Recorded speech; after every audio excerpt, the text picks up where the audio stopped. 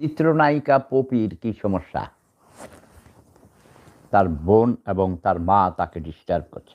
সম্প্রতি পারিবারিক বিরোধের জেরে আলোচনায় আসেন জাতীয় চলচ্চিত্র পুরস্কার প্রাপ্ত জনপ্রিয় অভিনেত্রী সাদিকা পারভীন পপি।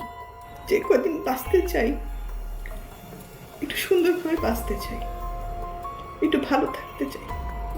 বাবার ৬ কাঠা জমি দখলের চেষ্টার অভিযোগে তার ছোট বোন ফিরোজা পারভীন খেয়ালি খুলনার সোনাডাঙ্গা থানায় পপির বিরুদ্ধে সাধারণ ডায়েরি করেন গত ৩ ফেব্রুয়ারি।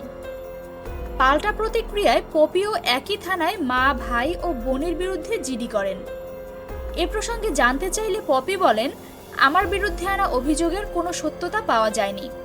আমি আইনি প্রক্রিয়ায় লড়াই করব, মামলার প্রস্তুতি চলছে।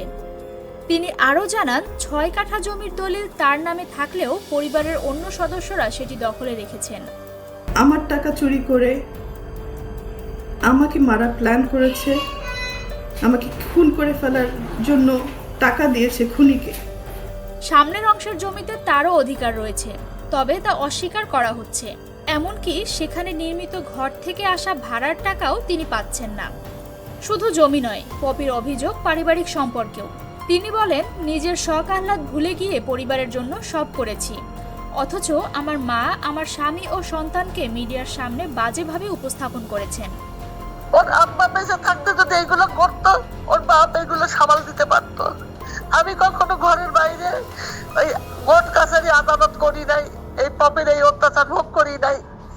এখন মরে যাওয়ার পরে পপির স্বামী আর পপি এগুলো মিলে করতেছে।